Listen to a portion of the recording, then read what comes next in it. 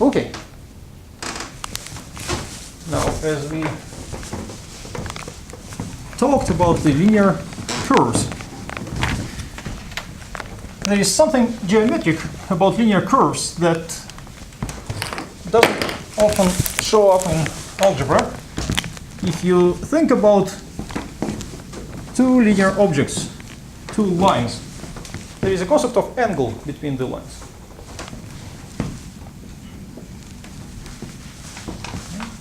And that's what we will focus on for some time.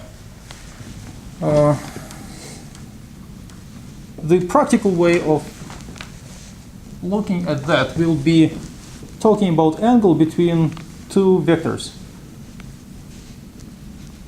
the vector v and the vector u. And the reason we do it is because there is some machinery we will figure out involving area and dot product that helps to do some application problems in physics about work, about energy, other things. And those you may have seen in the past.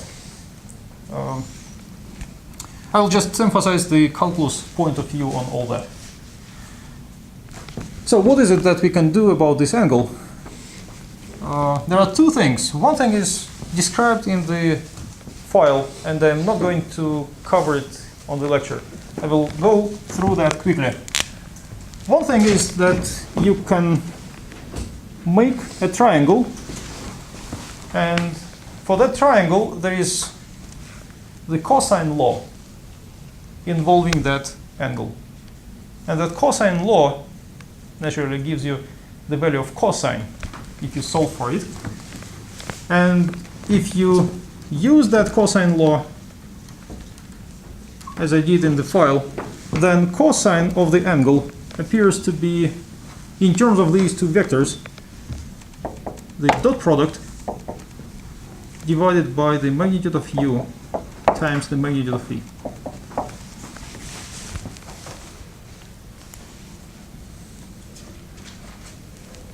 And the great benefit of this for us is not going to be finding the angle that we can use. Well, we will use this formula to find angle.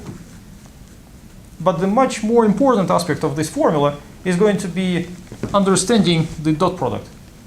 Because if you solve now for the dot product, u dot v, it is equal to the magnitude of u times magnitude of v times the cosine of the angle between those two vectors.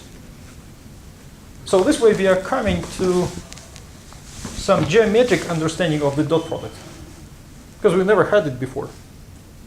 The way we got to the dot product was purely algebraically. We got that formula, multiply coordinates, add them up, and we applied it to some questions like perpendicular vectors, something like that.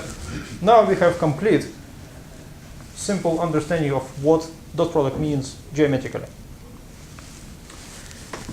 Now there is another approach to the concept of an angle, because there are two things you can do with the angle. You can do cosine, or you can do sine, yes. And do you know any formula involving sine of the angle, aside from the sine law? The sine law is not very useful in this context. There is something you can do with the sine of that angle alpha. If you think about a parallelogram made by these two vectors, u and v, and you think about the area of that parallelogram, and we know how to find that area algebraically already. So now think about it geometrically. How can you compute it? It can be computed as magnitude of the base times the height. Right? Where is the height? The height is right here. This is h. And how can we find the height? Can you find it using the angle alpha? If you can, what is it?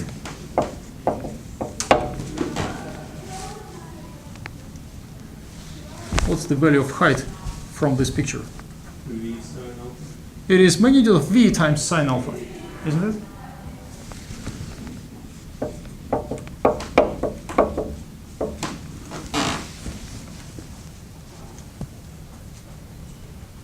And out of this formula, we can solve for sine alpha.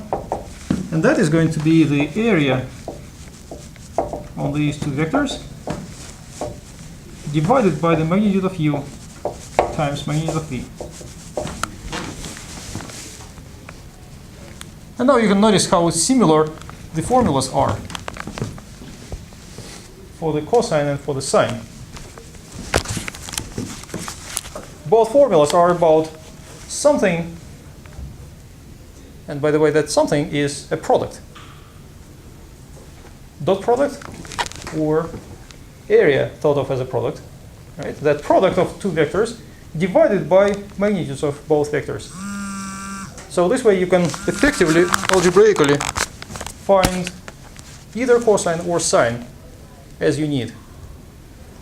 And at this point, if you want to find the angle between the vectors, it doesn't make much difference. You can find cosine and take cosine inverse of that quantity, or you can find the sine, take sine inverse of that quantity. So it doesn't really matter at this point. But in the future, we will see situations when only one of these formulas can be used. There will be some limitations provided by calculus when one cannot use cosine formula, have to use sine formula, or vice versa. So we will look into that later, of course, when we talk about Taylor series. But at this point, we will use both formulas. Well, you will use any of those as you want. And there is, let me reiterate that the emphasis of these two formulas is going to be different. This formula contains some information about the angle, and we pretty much understand what it means to be the area of parallelogram. So we don't need any extra understanding of what this means derived from the formula, that the area is product of sides times the sine of the angle. For that formula, that's exactly what we need the most at this point. We need to understand the dot product from that formula, not as much getting the angle as a result of computations.